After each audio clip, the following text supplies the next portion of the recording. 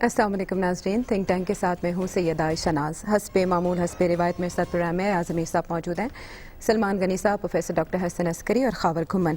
नाज़रीन, जैसे कि आज 73वां यौम आज़ादी हम सब मना रहे हैं, वज़ीर आज़म पाकिस्तान इमरान खान साहब ने सबको मुबारकबाद देते हुए ये कहा है कि हम कायद और इकबाल के पाकिस्तान की जानिब गामज़न हैं। उनका ये भी कहना था कि हमने पाकिस्तान को इस्लामी फलाही रियासत बनाना था, रियासत के अंदर कानून की बालादस्ती कायम करना थी जहाँ सब के हकूक़ बराबर हों। हम इस मंजिल के लिए जद्दोजहद कर रहे हैं, जद्दोजहद हमें करना होगी। अब इसमें जो आज के दिन सवाल पैदा होता है, जो मेरे इर्द गिर्द ज़ीरक हस्तियाँ मौजूद हैं, उनसे हम पूछेंगे, या साहब ये जो 73 साल हमें हो गए, इसमें हमने क्या खोया, क्या पाया बतौर कौम? मुनासिब सवाल होगा कितना इकट्ठा किया और किन किन ने इकट्ठा किया। जहाँ तक आप आवाम की बात है, ये प्रोग्राम होना चाहिए था अभी माल रोड पे, माल पे जी। वहाँ पे आप देख लें कि आपने आवाम की हालत क्या बना दी है। वहाँ पे खुशियाँ मनाना चाहते हैं जी। पूरी कौम, वहाँ पे एक वो जज्बा आपको नजर आएगा। नौजवान, दो लड़के, लड़कियां का तो मुश्किल है यहाँ पे आना, वो वजूहात ऐसी यहाँ हमारे माशरे में होती हैं जी। लेकिन आप लोग जो हैं ख़वातीन इससे भी खुश हैं, तो हम कौन हैं जो एतराज़ इस पे करें। जी सर, इसकी वजूहात है। वहाँ पे मोटरसाइकिल जी। और ज्यादा खुशी मनाए तो सिलेंसर निकाल लेना और बाजे बजाना है, खास बाजे नहीं, वो धुतू जो होता है, वो सब्ज रंग का जो धुतू होता है, आपने अवाम के हिस्से में तो वो डाला है। तो अवाम के हिस्से में वो सब्ज धुतू जिसकी आज बेपनाह सेल हुई होगी। माल आज, बाकी सड़कें इतना रश नहीं है, माल पे आज बिल्कुल जो है ना, इस वक्त आप ट्रैफिक वगैरह नहीं जा सकते। अवाम का अपने हशर वो के खुशी मनाना चाहते हैं जी। लेकिन उन्हें पता नहीं है कि किस असलूब, किस अंदाज से खुशी मनाएं। यानी शऊर नहीं आया। शऊर आपने दिया नहीं, छोड़ा नहीं, गुंजाइश आपने नहीं छोड़ी। जो आपने भाषण देते रहे हैं 72-73 साल, जिस किस्म के भाषण आप देते रहे हैं। भाषण किसने दिए? सियासतदानों ने। सियासतदानों ने। आपने जो माशरे एक तश्कील दिया, जो आपने नजरियात फैलाए, जो आपने नजरियात को परवान चढ़ाया, जो आपने कायदे आजम बेचारे कुछ और कह रहे थे, वो जो उन्होंने कहा उनके अल्फाज को तोड़ तोड़ के मस कर नहीं नहीं नहीं ये नहीं था, वो मतलब था, फलाना था, डिमकाना था। जो मैंने कहा सवाल होना चाहिए था इकट्ठा कितना किया, इकट्ठा जिन्होंने करना था, हाय हाय उनके लिए तो सिर्फ सियासतदान खूब किया। सियासतदान कहाँ जी, आप कौन सी सियासतदान? पूरा एक तबका है, अशराफिया है। ये सारा जो माल रोड की बिल्डिंगें ज्यादातर 90% ये हिंदुओं और सिखों की थी। तो किसने ली? अवाम ने ली, अवाम में आपने किया, अवाम में आपने बांटी, बाकी जायदादें। और ये हाउसिंग सोसाइटियां इस वक्त इस्लामिक रिपब्लिक का नंबर 1 कारोबार हाउसिंग सोसाइटियां और प्लॉट हैं। तो वो प्लॉट किसने इकट्ठे किए कि उनके लिए पाकिस्तान से ज्यादा आजाद मुल्क और कोई हो नहीं सकता, ना कोई पूछने वाला, ना कुछ। अवाम के हिस्से में मोटरसाइकिल सिलेंसर के बगैर और वो धूतू देखना है तो आप यहाँ इसके बाद आप चलना वहां पे आप वो जो आपने क्या खोया और क्या पाया, तो वो आपको क्या खोया और क्या पाया धूतू में आपको मिल जाएगा। तो जश्न आज़ादी सिर्फ अशराफिया का ही हक बनता है मनाना। सलमान साहब देखिए आयशा, जिस कैफियत का जिक्र किया गया है माल रोड पे, मैं तो शुरू दिन से कहता हूँ कि जब भी जश्न आज़ादी मनाया जाता है वो लोअर मिडिल क्लास के लोग हैं, वो लोग जिन्हें पाकिस्तान के सम्राट नहीं मिले, उनका दिल पाकिस्तान के साथ धड़कता है, इसलिए कि उनका जीना मरना पाकिस्तान के साथ है। और मैं उस कैफियत को टारगेट नहीं करना चाहता कि अगर वो दूतरू लेके भी आए हैं तो वो पाकिस्तान के लिए हैं, साथ उन्होंने झंडा भी पकड़ा हुआ है, उनकी मोटरसाइकिल पे भी झंडा है, उनकी गाड़ियों पे भी झंडा है। तो जिस अशराफिया का जिक्र किया गया, ये बात दुरुस्त है, इससे मैं एग्री करता हूँ कि पाकिस्तान के सम्राट बड़े बड़े ख़ानदानों ने समेटे हैं, बड़े बड़े अफसरान ने समेटे हैं, और जो दीगर तबकात हैं। लेकिन आयशा एक चीज़ डिफरेंट है माजी के यौम आज़ादी से, कि आज मैं देख रहा था कि आगाज़ हुआ सदर मुमलिकत आरिफ अलवी साहब के खिताब से, और उसके बाद मैंने बहुत सारी तकारीब देखी हैं। शहबाज शरीफ साहब ने भी एक तकरीब की, सिराजुल हक साहब और दीगर पार्टीज़ के लोगों ने। उसमें एक बात है कि जहाँ पर पाकिस्तान की आज़ादी के हवाले से जोशो खरोश और अज़म का इज़हार हो रहा था, वहाँ पर इस दफ़ा कश्मीर का जिक्र, कश्मीर काज का, और इस पर मैं एक क्रेडिट ज़रूर prime minister mister Imran Khan صاحب کو دوں گا کہ انہوں نے ایک ایوارڈ دیا ایک ایسے شخص کو جس نے جدوجہد آزادی کشمیر میں بنیادی رول ادا کیا تھا. علی گیلانی صاحب کے ایوارڈ کا اعلان انہوں نے آزاد کشمیر جموں کشمیر اسمبلی کے اندر کیا تھا. آج انہیں ایوارڈ ملا ہے اور میں سمجھتا ہوں کہ یہ نشان پاکستان کا ایوارڈ ہندوستان کو بہت پریشان کیے ہوئے ہے. اور عمران خان صاحب نے اسی خطاب میں کہا تھا کہ یہ صرف کشمیر کے نہیں بڑے لیڈر ہیں. میں سمجھتا ہوں کہ اس کمٹمنٹ کے حامل دیکھیں قائد اعظم محمد علی جناح ان کی لیڈرشپ کہ انگلش میں خطاب کر رہے ہیں اور لوگ اسی طرح کے منچلے جس طرح کی کیفیت بات کی گئی ہے. ایک منچلے سے جا کے کسی نے پوچھا کہ یہ تو انگلش میں خطاب کر رہے ہیں تمہیں ان کی بات کی سمجھ آ رہی ہے؟ اس نے کہا لیڈر ہمارا ہے جو کہہ رہا ہے وہ سچ کہہ رہا ہوگا, لہٰذا یہ جو منچلے ہیں یہ بھی ہمارا ایسٹ ہیں, یہ ان کے دل بھی پاکستان کے لیے دھڑکتے ہیں اور پاکستان کے لیے جو قربانی کا جذبہ ہے انہی میں ہے. ہمارے فوج کے جوان اسی طبقے سے آتے ہیں, غریب طبقے سے, مڈل کلاس طبقے سے. ایک شہادتوں کی داستان ہے جو انہوں نے رقم کی ہے. انہیں ڈسپلن میں لایا جاتا ہے. ویسے 7 دہائیاں ہو گئی پروفیسر صاحب, ڈائریکشن ہماری اس کا تعین ہو چکا ہے بطور قوم بطور ملک. دیکھیے ہم ڈائریکشنز کو بدلتے رہے ہیں, ہم تاریخ کو بھی بار بار لکھتے رہے ہیں. تو ٹریبیوٹ پے کر ایک تو طریقہ ہوتا ہے کہ جو روایتی طریقہ ہے کہ ہم یہ کہیں کہ ہم ان بزرگان کے شکر گزار ہیں جنہوں نے یہ اس وقت سوچا پاکستان کے مسلمانوں بر صغیر کے لیے ایک علیحدہ ملک کو, اس کے لیے ایفرٹ کی, قربانیاں دی بہت سے لوگوں نے. بہت سے لوگ بیچارے بے گھر سے ہوئے, اپنے جاں بحق بھی ہوئے. ہندوستان سے پاکستان کو مائگریشن ہوئی, پاکستان سے ہندوستان کو مائگریشنز ہوئی, تو وہ بڑی قربانیاں تھیں جہاں ہمیں نہیں بھولنا چاہیے. لیکن جو مقصد تھا پاکستان کا, دیکھیے آج میں اردو کے کئی اخبارات پڑھ رہا تھا بیٹھا ہوا, مضامین میں کم پڑھتا ہوں لیکن اردو کے اخباروں کے, لیکن آج میں پڑھ رہا تھا. اچھا 14 اگست کے حوالے سے کچھ آرٹیکل تھے مختلف اخباروں میں, اردو کے اخباروں میں, ہمارے دنیا میں بھی تھا اور بھی کئی اخباروں میں نے دیکھے. تو پڑھ کے مجھے تھوڑی سی حیرانی ہوئی, پاکستان کا مقصد کیا ہے, پاکستان کس لیے بنا ہے, کس طرح کا نظام ہوگا. وہ باتیں جو وہاں کہی جا رہی تھیں, جن لوگوں کے نام لے کے کہا جا رہا تھا انہوں نے پاکستان کے لیے بڑا عظیم کارنامہ سر انجام دیا, وہ ہمیں 1947 سے پہلے نظر نہیں آتے. اسی طرح پرابلم یہ ہوئی ہے کہ ہر قوم انڈیپینڈنس کے بعد تاریخ لکھتی ہے نئی, اس لیے کہ کلونیلزم ختم ہوتا ہے تو تاریخ لکھتے ہیں. ہم نے تاریخ کئی دفعہ لکھی ہے, ایک تو 47 کے بعد جو ہر قوم لکھتی ہے, ہم نے 47 کے بعد لکھی, انڈیا نے بھی لکھی, پھر ہم نے مڈ 80s میں تاریخ کو ری رائٹ کیا ہے. ٹھیک ہے, کیریکٹر کو بدلا ہے پاکستان کے. تو آج مجھے نہیں معلوم, اگر تو میں مضامین پڑھوں تو ایک امیج ملتا ہے, آج کے مضامین پڑھوں پاکستان کا ایک امیج ملتا ہے. جب میں 1947 سے پہلے انڈیپینڈنس موومنٹ دیکھتا ہوں, قائد اعظم کے بیانات کو دیکھتا ہوں, اس کانٹیکسٹ کو دیکھتا ہوں, مسلم لیگ کے ریزولوشنز کو دیکھتا ہوں, ابتدائی سالوں کو دیکھتا ہوں, تو پاکستان کا دوسرا نقشہ ملتا ہے. اس وقت جو سب سے اہم ضرورت ہے وہ ضرورت یہ ہے کہ ہم جذبات کو ایک طرف رکھ کے ایک سوال کا جواب دیں. کیا کہ 47 کے بعد 45 کے بعد سیکنڈ ورلڈ وار بعد کیا بہت سے ملک آزاد ہوئے, ہم بھی ان میں سے ایک تھے. ان میں سے کچھ ملک کامیاب ہوئے اور کچھ ملک ناکام ہوئے. ہمیں یہ سبق حاصل کرنا ہے کہ جنہوں نے سوشل اکنامک ڈیولپمنٹ کی, انہوں نے کیوں سوشل اکنامک ڈیولپمنٹ کی, جو ہم سے پیچھے تھے ہم سے آگے ہیں. اور بہت سے ایسے ملک تھے جو بہت ہی آزاد ہوئے 50s میں 60s میں اور وہ ٹوٹل فیلئر ثابت ہوئے. انہوں نے کیا کیا, وہ کیوں فیل ہوئے؟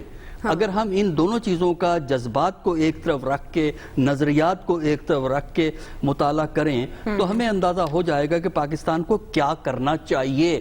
بدقسمتی سے ہم تقریریں تو کرتے ہیں لیکن جو پاکستان کی حالت اور عام آدمی کی حالت, موٹر سائیکل پہ نوجوان بھاگے پھرتے ہیں, ان کی حالت بدلنے کے لیے عملی اقدامات کی کمی ہے پاکستان. اور جو فلاحی ریاست کا نقشہ خان صاحب پیش کرتے ہیں وہاں وہ بتاتے ہیں مذہبی رواداری بھی ہوگی, قانون کی بالادستی بھی ہوگی, معاشی خود مختاری بھی ہوگی. آج ہم کہاں کھڑے ہیں ان چیزوں کے حوالے سے خاور؟ عائشہ, امریکہ کے اندر ایک اصطلاح استعمال ہوتی ہے بیبی بومرز. وہ امریکی جو 1946 سے لے کے 1965-66 تک پیدا ہوئے کہ انہوں نے امریکہ کے لیے کیا کیا. انہوں نے امریکہ کو ایک اکنامک سپر پاور بنایا، اقتصادی طور پر دنیا کے سامنے ایک اچھا نظام انہوں نے دیا. دفاعی سطح کے اوپر ہم نے دیکھا کہ ایک یونی پولر ورلڈ سامنے آئی، انہوں نے روس کو شکست دی اور دنیا کے ہر جگہ کے ان کا فٹ پرنٹ امریکن نے چھوڑا. اس کے بعد امریکن جو بیبی بومرز ہیں، جب ان کو یاد کیا جاتا ہے کہ انہوں نے امریکہ کے لیے بہت پازیٹیو چیزیں چھوڑی. اب ہمارے جو بیبی بومرز ہیں بدقسمتی سے انتہائی ادب و احترام کے ساتھ آپ کے ارد گرد جو بیٹھے ہوئے ہیں، ہماری یہ جو جنریشن ہے انہوں نے اس ملک اور اس ریاست کو کیا دیا. اس وقت ہم پوری، میں جنریشن لیول کی بات کر رہا ہوں، میں کسی انڈیویجول کو ہرگز ٹارگٹ نہیں کر رہا، کہ ہماری یہ جو جنریشن ہے اس نے اس ریاست کو بالکل تقسیم کر دیا ہوا ہے. ہماری سیاست نہ لیفٹ کی رہی ہے نہ رائٹ کی رہی ہے. آج کل ہم سیاست کی کیا بات کرتے ہیں کہ کس کی پارٹی کس کے بیٹے کو ملے گی اور کس کی پارٹی کس کی بیٹی کو ملے گی. ہمارے ملک کے اندر ایسے رجحانات اور ایسے رواج ہم نے پیدا کر دیے ہیں، جس طرح یہاں صاحب اکثر بات کرتے ہیں کہ ہم کھل کے بات بھی نہیں کرتے. کوئی بات کرتا ہے تو اس کے سر کے اوپر کوئی بندوق لے کے کھڑا ہو جاتا ہے کہ تم نے یہ بڑی غلط بات کر دی ہے، تمہیں تو یہ بات کرنے کا حق ہی نہیں ہے. اقتصادی سطح کے اوپر آپ کے سامنے ہے، ہمارے ملک کا کوئی ایک شعبہ ہے جس کو ہم مثال کے طور پر پیدا کر سکیں یا سامنے رکھ سکیں کہ جناب ہمارے جو بیبی بومرز تھے 60 اور 70s میں، اور یہ جو لوگ ہیں انہوں نے ملک کو یہ نظام دیا یا یہ ایک روایت ڈالی جس کو ہم سامنے رکھتے ہوئے آگے چلیں. اب میرے اور آپ کے اوپر ڈیپینڈ کرتا ہے، اور اللہ کرے کہ جب ہمارے بچے ہماری جگہوں پہ پہنچیں تو ان کے سامنے ایک اچھی مثال ہو کہ وہ قائد اعظم، وہ پاکستان جو قائد اعظم.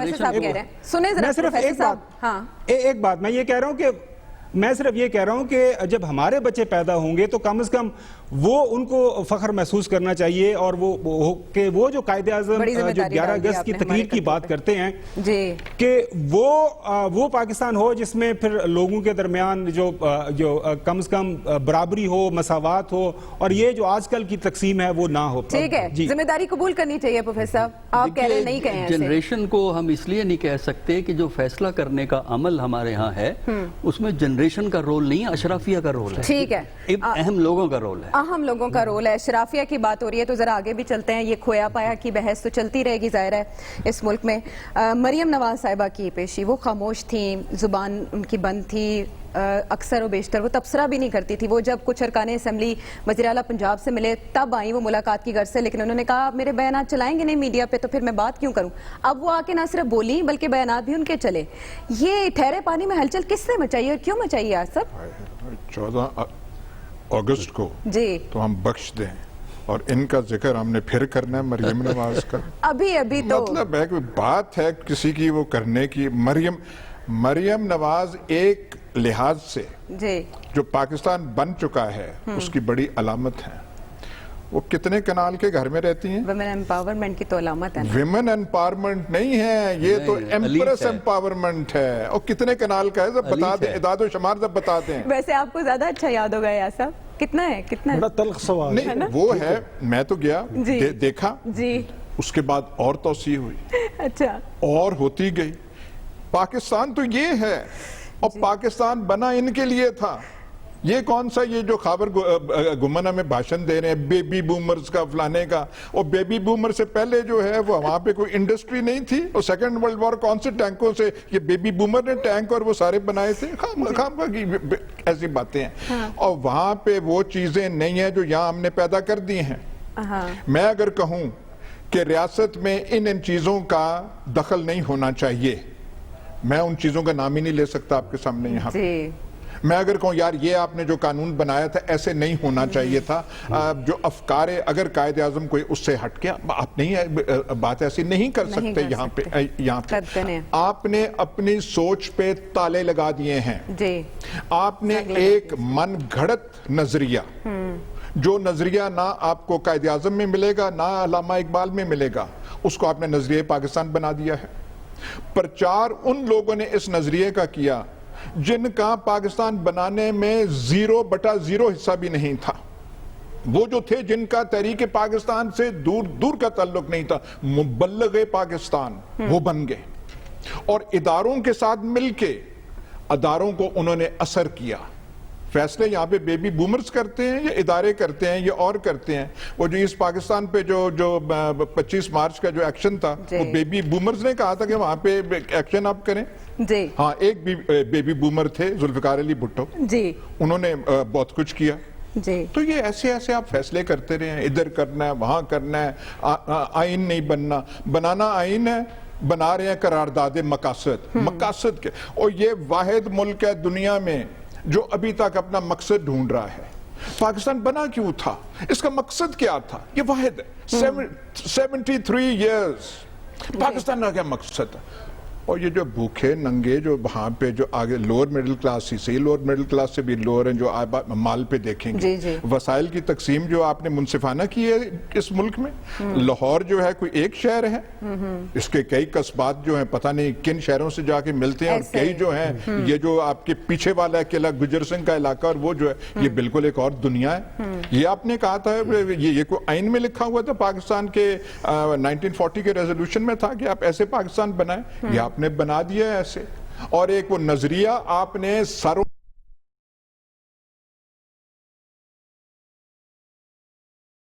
کا نہیں تھا, علامہ اقبال کا نہیں تھا. سارے ملا وقت کے جو تھے علامہ اقبال کے خلاف تھے, کیونکہ وہ ریشنل بات کرتے تھے کہ اسلام کا مطلب یہ ہونا چاہیے. سارے ملا تقریباً سوائے چند ایک کے قائد اعظم کے خلاف تھے. ایگزیکٹلی. اور کہا ان کو تو پتہ نہیں کافر اعظم کا لقب دیا گیا تھا. ایسی باتیں یہاں پہ ہوتی رہی اور ہم ان سے ہٹ نہیں سکے ان چیزوں سے. ہاں لیکن وہ ہمارے ٹاپک سے سب تھوڑا ہٹ گئے کیونکہ بیبی بومرز کو آپ نے ایڈریس کرنا تھا. تو سلمان صاحب اتھارٹی ہیں, ذرا مریم نواز صاحبہ کی سیاست کے حوالے سے.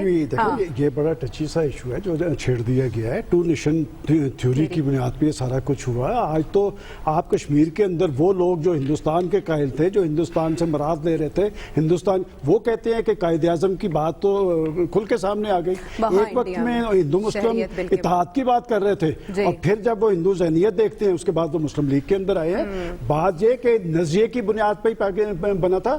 اور علامہ اقبال اور قائد اعظم کے حوالے سے یہ بات درست ہے کہ ان کو مس کوٹ کیا جاتا ہے. میں نے مثلا قائد اعظم کے بارے میں نے پوری ریسرچ کی جا کے کہ کسی جگہ سے میں کوئی سیکولر کا لفظ نکال لوں, قائد اعظم نے کسی جگہ سیکولر کا لفظ استعمال نہیں کیا. لیکن یہ بات درست ہے کہ جس طرح کا پاکستان علامہ اقبال کے ذہن میں تھا اور جس پہ عمل درآمد کر کے قائد اعظم محمد علی جناح نے پاکستان بنایا, وہ اس طرح کا پاکستان نہیں تھا. وہ تو ایک ایسی تجربہ گاہ بنانا چاہتے تھے جس میں تمام لوگوں کے لیے ترقی کے برابر موقع ہوں. لیکن آج جو ہمارے عمران خان صاحب بھی کہتے تھے ایک نہیں 2 پاکستان, اب تو سارا کچھ کھل کے سامنے آتا ہے. دیکھیں ہم لوگ یہاں بیٹھ کے وہ جو جنریشن کی بات کی ہے, جنریشن ذمہ دار نہیں ہوتی. آپ کے جو خیالات اور نظریات ہوتے ہیں ایک وقت میں اور ہوتے ہیں, لیکن جنریشن ریزسٹ تو کرتی ہے نا سلمان صاحب. خاور کی بات وہاں کی حد تک ٹھیک ہے, بات پوری نہیں, وہ تو رجسٹ کرتی ہے, لیکن آپ پوری جنریشن کو ذمہ دار نہیں ٹھہرا سکتے. لیکن اب آپ بتائیں کیا ہوگا. مریم نواز صاحبہ کی سیاست آگے چلے گی. مریم نواز صاحبہ کے جو 11 اگست کو جو کچھ ہوا ہے اس کا کریڈٹ تو نیب کو دینا چاہیے, بالکل نیب کو دینا چاہیے. وہ خاموشی سے بیٹھے تھے, انہوں نے کہا کہ میں نے خاموشی اپنے پہ کیوں طاری کی تھی, وہ وجہ بھی بتا دی. ایک خاتون جس کی والدہ دنیا سے چلی گئی, جن کا باپ لندن کے اندر بیمار ہے, انہوں نے کہا میں نے خاموشی رکھی ہوئی تھی اور خاموشی اس سے زیادہ تلخ تھی, اس سے زیادہ اذیتناک تھی بولنے سے. اب بات یہ کہ آپ کسی پر سیاسی عمل میں حصہ لینے پر پابندی نہیں لگا سکتے کہ اگر وہ خاموش تھی تب بھی وہ مورد الزام انہیں ٹھہرایا گیا تھا.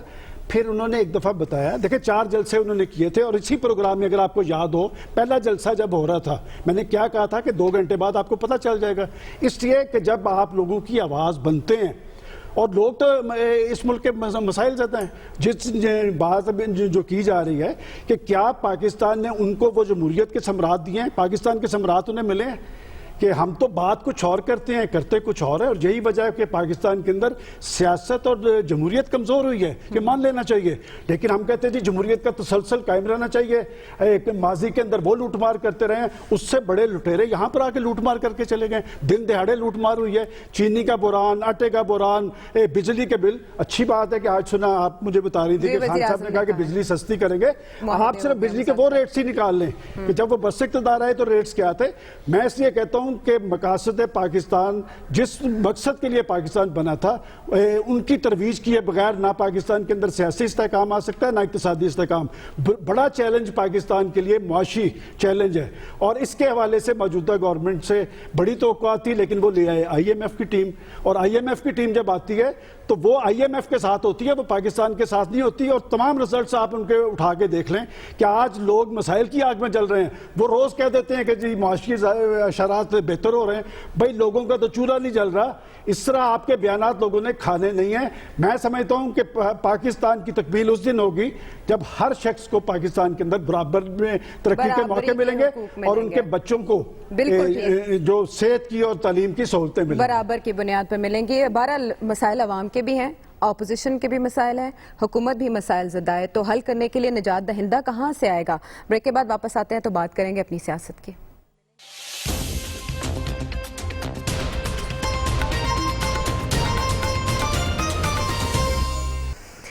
ویلکم بیک ٹو دی شو. کہا جاتا ہے جو سیاسی نظام ہے وہ کسی ملک کی بڑھوتری یا نشوونما کا ضامن ہوتا ہے. ہم جب بھی پروگرام میں سیاستدانوں کی بات کرتے ہیں تو کہا جاتا ہے یہ گھسی پیٹی بحث ہے یا یہ زنگ آلود سیاست کی باتیں ہیں, اس سے بہتر ہے کہ ہم کچھ اور کنسٹرکٹیو ٹاپکس کی طرف جائیں.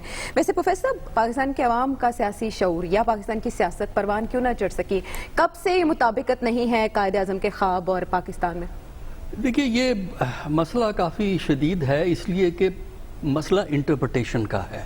جیسے میں نے پہلے کہا نا آپ کو کہ ہم نے اپنی تاریخ کو کئی بار لکھا ہے, اور اگر آپ ہائی اسکول کی ٹیکسٹ بکس کا مطالعہ کریں جو 70s میں چھپتی تھیں, 60s میں چھپتی تھیں, وہ مل جاتی ہیں لائبریری کے اندر, اور جو ہم نے 80s میں پھر 90s کے اندر خاص کر جو ٹیکسٹ بک لکھی ہیں اس میں ہم نے پاکستان کے نقشے کو بدل دیا ہے. یا تو یہ ہو نا کہ ایک ڈائیلاگ سے, تھنکنگ پروسیس سے آپ اپنی آئیڈینٹیٹی کو ڈیفائن کریں. ہماری آئیڈینٹیٹی ڈیفائن ہوئی ہے اوپر سے. ہماری آئیڈینٹیٹی کو جو اوپر جنہوں نے پاور کنٹرول کی ہے انہوں نے اپنی سہولت کے لیے ڈیفائن کیا. تو پاور والے تو باہر سے پڑھ کے آتے رہے ہیں, پڑھ کے آتے رہو. پاکستانی نصاب تو وہ دیکھتے ہی نہیں تھے. دیکھیے, جو لوگ پاور میں ہوتے ہیں, پاور کے اندر سب سے بڑا مقصد پاور میں سٹے کرنا ہوتا ہے. پاکستان میں کسی بھی ملک میں اچھا پاور میں جو ہے وہ پاور میں رہنا چاہتا ہے. لہٰذا ہمارا جو آئیڈینٹیٹی ڈیفائن کی ہے وہ عام, ایک تو ہوتا ہے نا ایک ڈیبیٹ ہو, آپ کی یونیورسٹیز میں ڈیبیٹ ہو, آپ کے انٹلیکچوئلز ڈیبیٹ کریں, اس کے بعد اوور ٹائم آپ کانسنسس ڈیولپ کر لیں. ہمارے ہاں ایسا نہیں ہوا ہے. ہمارے ہاں آئیڈینٹیٹی کو ڈیفائن کیا ہے رولنگ طبقے نے. اس میں پولیٹیشین بھی آتے ہیں, نان پولیٹیشین بھی آتے ہیں, رولنگ طبقے نے ڈیفائن کیا ہے. اور چونکہ رولنگ طبقے کا مزاج بدلتا رہا ہے پاکستان کے اندر, لہٰذا پاکستان 77 تک کا پاکستان ایک پاکستان تھا, 77 کے بعد کا پاکستان ایک دوسرا پاکستان تھا, جس کی شناخت جو ہے ہم نے کافی بدلی ہے. دیکھیے, پاکستان کے اگر ہم قیام میں پاکستان پہ جاتے ہیں تو دو چیزیں بڑی واضح ہیں. ایک تو ٹو نیشن تھیری ہے. ٹو نیشن تھیری کا مطلب, ٹو نیشن تھیری اپلائی کرتی ہے یونائٹڈ انڈیا کے اندر کہ دو بڑی قومیں ہیں. جب پاکستان بن جاتا ہے تو پاکستان میں صرف ایک قوم ہے, وہ ہے پاکستانی. مذہب کچھ بھی ہو وہ ہے پاکستانی. پاکستان میں ایک قوم ہے. لہذا دوسرا تھا کہ آپ کی آئیڈینٹیٹی کو ڈیفائن جس طرح کیا گیا تھا, اسلام سے رشتہ تھا. اور اس وقت جو پاکستان بنانے والے تھے ان کے لیے ایک ٹرم استعمال ہوتی تھی اس زمانے میں. اگر ریکارڈ دیکھ لیں, جا کے کانسٹیٹیوئنٹ اسمبلی کی ڈیبیٹس دیکھ لیں, اس زمانے کی رائٹنگز کو دیکھ لیں, اس کے لیے ایک لفظ استعمال ہوتا ہے ماڈرنسٹ مسلم. آج ماڈرنسٹ مسلم گالی ہے, ماڈرنسٹ مسلم استعمال ہوتا تھا. ماڈرنسٹ مسلم کا مطلب یہ تھا کہ وہ لوگ جو اسلام کے social justice, equality, fair play کے سے اتنے انسپائر ہوئے ہیں, وہ یہ سمجھتے ہیں کہ سوشل جسٹس, ایکویلٹی جو ہے وہی اسلامک نظام کی جسٹ ہے اور جس کو پروموٹ کرنا بہت ضروری ہے. اور اسی لیے وہ یہ سمجھتے تھے, لیاقت علی خان اور ان کے ساتھی اور قائد اعظم, کہ ماڈرن سٹیٹ اور ڈیموکریٹک سٹیٹ اور اسلامک پرنسپل, اسلام سٹرکچر کی وہ بات نہیں کرتے, اسلامک پرنسپل کی سپرٹ کی بات کرتے ہیں. وہ کمبائن ہو سکتے ہیں کیونکہ سوشل جسٹس کی بات ہے. تو قائد اعظم جب اسلامی نظام کی بات کرتے ہیں, سوشل جسٹس, ایکویلٹی کی, جس کا پاکستان میں فقدان ہے, جو سٹرکچر کی بات ہے وہ انہوں نے نہیں کی. ماڈرنسٹ مسلم سٹرکچر کی بات نہیں کرتا. سٹرکچر ہمیشہ ٹائم باؤنڈ ہوتا ہے. مثال اس کی یہ ہے, اسمبلی ایک سٹرکچر ہے, ریپریزنٹیشن پرنسپل ہے, ریپرزنٹیشن کا پرنسپل قائم رہے گا، اسمبلی کی شکل بدل جاتی ہے، اسمبلی کے ممبر بڑھ جاتے ہیں، اسمبلی کے پاور میں فرق پڑتا ہے. تو جو ماڈرنسٹ مسلم ہے، جو اس زمانے کے مسلم لیڈر تھے، وہ پرنسپلز کی بات کرتے تھے. جو ہمارے ریلیجس علماء تھے وہ سٹرکچر کو بھی اہمیت دیتے تھے. بیسک پرابلم یعنی جو پولرائزیشن ہے وہ تو یہیں سے شروع ہو گئی انہی باتوں سے. خاور دیکھیں دوبارہ ادب کے ساتھ جب بات ہم کرتے ہیں نا کہ جی جنریشنز کردار اپنا ادا کرتی ہیں، تو جو میں نے کہا کہ ہماری جو بیبی بومرز ہیں وہ اس لیے فیل میں کہتا ہوں ہوئے کہ دیکھیں چلیں 70 تک ہم پچھلا ماضی بھول جاتے ہیں. 70 کے بعد کیا ہوا؟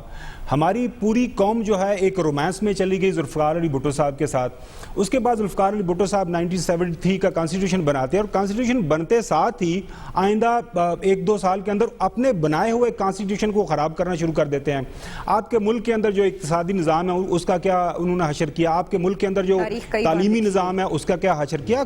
کتابوں کے اندر ساری چیزیں موجود ہیں، اور بڑے کم لوگوں کا علم ہے کہ ایاز صاحب بھی اس رومانس میں تھے، لیکن ایاز صاحب ان چند لیڈنگ لائٹس میں تھے کہ انہوں نے پھر ریولٹ بھی کیا تھا، پروٹیسٹ کیا تھا، اور انپریس نوکری چھوڑی تھی. بڑے کم لوگ ہیں. اصل وہ ایز اے جنریشن اگر وہ لوگ کھڑے ہوتے اور کسی وقت ٹائم پہ کھڑے ہو جاتے ذوالفقار علی بھٹو کے سامنے کہ سر یہ جو آپ کر رہے ہیں ٹھیک نہیں ہے، شاید ہمارا معاشرہ بچ جاتا. اس کے بعد ایک دوسری طرف والی جو ہے ہماری سامنے ایک معاشرہ آ گیا، وہ تھا جنرل ضیاء کا. وہاں پہ بھی کاسا لیس اور ہمارے جو حاشیہ بردار اتنے زیادہ تھے، اور وہ ہر طبقے سے ان کا تعلق تھا. انہوں نے پھر جنرل ضیاء صاحب کو سامنے رکھ لیا کہ جی یہی چیز ہے، انہی کے پیچھے چلنا ہے. تو اب میں یہ کہہ رہا ہوں کہ موجودہ دور کے اندر سوالات اٹھائے جا رہے ہیں، اور سوالات اٹھائے جانے چاہیے، اور کافی اچھی ایک ہیلدی ڈیبیٹ ہو رہی ہے کہ کیا ہمیں قائد اعظم کی 11 اگست کی سپیچ والا پاکستان چاہیے، یا پھر ہم نے واپس اسی لڑائی میں رہنا ہے کہ جی یہ تیرا اور یہ میرا، اور اسی لڑائی جھگڑے میں کہ جی صرف اور صرف بھی نکلیں. خبر بریک کا کہا جا رہا ہے، بریک کے بعد واپس آتے ہیں.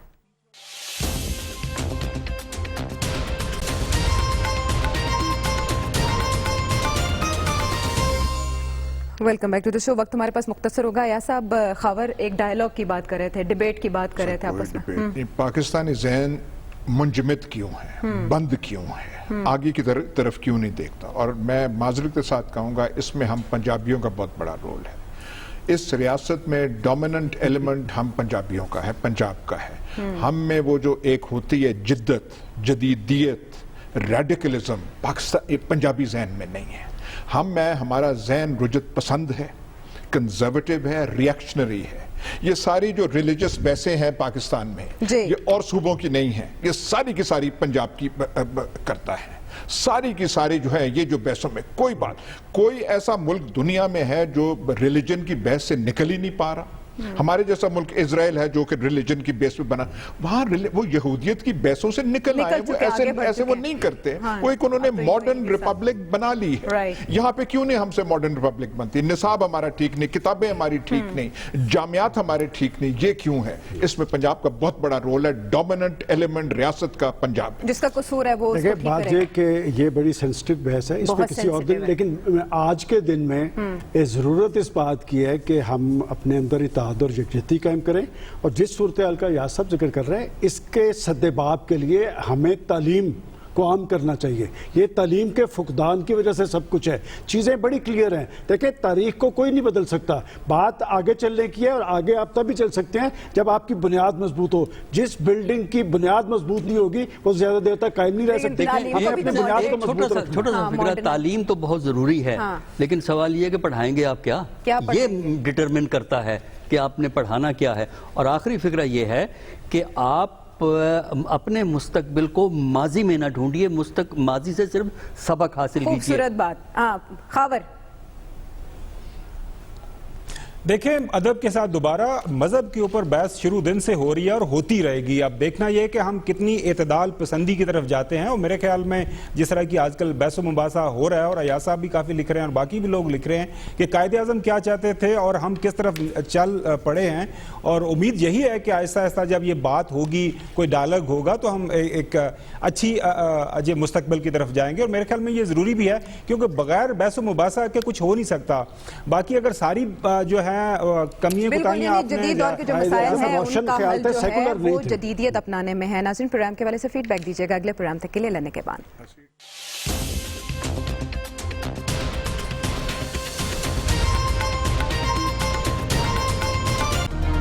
it's Sayyeda Shanaz here. Thank you for watching Dunia News. For more videos and updates, don't forget to click the subscribe button. Keep watching Dunia News.